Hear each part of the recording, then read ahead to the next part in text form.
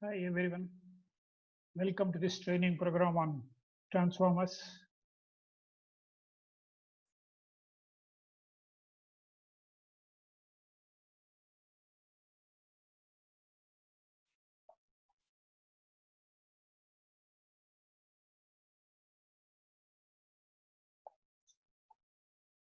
I am J. N. Koramchetti, a graduate in electrical engineering from JNTU College of Engineering, Kakinada. I have done my MTech in electrical engineering from IIT Kharagpur. I have done a diploma in business and finance from ICF Hyderabad. I am a certified energy auditor from BEE, Ministry of Power, and master trainer in solar rooftop grid engineer from NISC of MNRE. I have industrial experience from a development engineer to chief executive in private companies, multinational companies for about 37 years. I have also experience in teaching and training of engineers and executives at the Engineering Staff College of India, Hyderabad for 10 years. Objective of the modules developed is the author is a qualified and experienced in electrical engineering, power electronics, energy conservation, auditing, design and implementation of solar photovoltaic power plant to share his theoretical and practical knowledge with the engineering professionals to improve their skills and intent to develop India.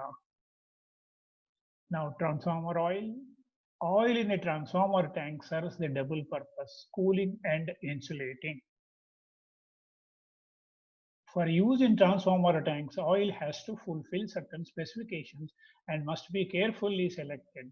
All oils are good insulators, but animal oils are either too viscous or tend to form fatty acids which attack fibrous materials. Example, cotton, which is there inside the transformer, and so are unsuitable for transformers.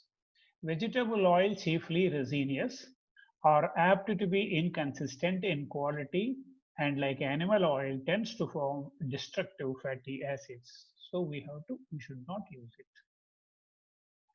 Of the mineral oils, which alone are suitable for electrical purpose. I'll repeat this first sentence. Of the mineral oils, which alone are suitable for electrical purpose. Some have a bituminous and others have paraffin based. The crude oil as tapped is distilled, producing a range of volatile spirits and oils ranging from the very light to heavy, ending with semi-solids like petroleum jelly and paraffin wax and bitumen. In the choice of an oil for transformer use, the following characteristics have to be considered. Basic properties of the transformer oil should be high dielectric strength to withstand high electrical stresses. We are using the oil from 11 kV transformer to 400 kV transformers also. Sufficient low viscosity to be able to circulate and to transfer heat. Adequate low temperature properties down to extreme climate conditions. Like some of the northern states, the temperature goes to minus also.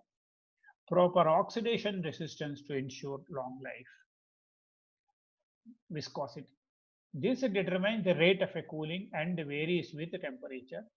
A low viscosity is an obvious advantage because of the better flow through the small apertures which it has to demand as it going through the winding. Insulating properties, it is usually unnecessary trouble about the insulating properties of the oil since it is always sufficiently good. An important matter, however, is the reduction of the dielectric strength due to the presence of the moisture, which must be rigorously avoided. A very small quantity of the water in oil greatly lowers its value as an insulator, while the presence of the dust and small fibers tends to paths of low resistivity. Next, flash point. The temperature at which the vapor above an oil surface ignites spontaneously is termed as the flash point. A flash point of not less than about 160 degrees centigrade is usually demanded for the reasons of safety.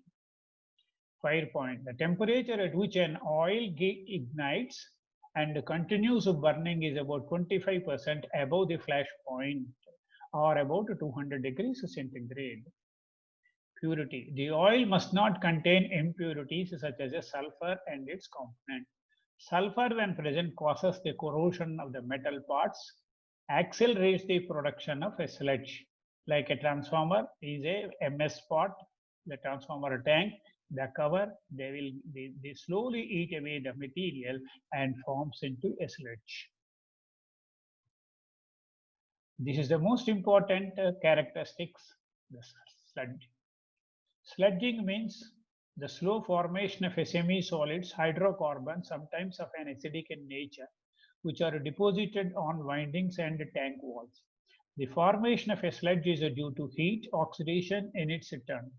It makes the whole transformer hotter, thus aggravating the trouble, which may proceed until the cooling ducts are blocked and the transformer becomes unusable owing to overheating.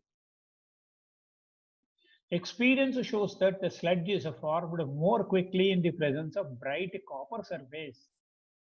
The chief remedy available is to use the oil, which remains without a sludge formation after long periods of heating in the presence of oxygen, and to employ expansion chambers to restrict the contact of the oil with the surrounding air. Acidity. Among the products of oxidation of the transformer oil, carbon dioxide, volatile water solubles, organic acids, and water. These in combination can attack and corrode iron and other metals. The provision of the breathers are not only prevents the ingress of the damp air, but helps in on out breathing to absorb any moisture produced by the oxidation of the oil. Oil conservatives are desirable to avoid condensation of water-soluble acids on the upper surface of the tank lid, from which the acid drops may fall into the oil again. Inhibiting oil. The deterioration of the oil during its working life can be retarded by the use of antioxidants, particularly oxidation inhibitors. The latter, which are usually the phenolic or amino type, convert chain forming molecules in the oil into inactive molecules, being gradually consumed in the process. Inhibitors greatly prolong the phase in the service life of the oil, which precedes the onset of deterioration, and during which the acid and sludge formation are substantially zero. Synthetic transformer oil, this is a new oil, whereas we are habituated to use the mineral oil as I discussed. This has developed to avoid the risk of the fire explosion present always with the normal mineral oils. Chlorinated diphenyl synthetic oil suitable for transformers is chemically stable, non-oxidizing, rather volatile and heavier than water. In dielectric strength is higher than the mineral oil, and moisture has a smaller tendency to migrate through it. The permittivity is a 4.5 compared with about 2.5. The high figure is roughly the same as the permittivity of the solid insulating material used in a transformer, so that the distribution of the electrical stresses will differ markedly from that when the mineral oil is used, the stress in the oil being relieved at the expenses of solid insulation. The oil is a powerful solvent of most varnishes, gums, binders, and paints, which must consequently be borrowed from the transformers designed for synthetic oil cooling. When decomposed by the electric arc, hydrogen chloride gas is the chief product. This may combine with the water to form hydraulic acid. This is the end of this. Thank you very much for the patient hearing you have. If you have any questions, you can write to me. Thank you very much once again. Bye.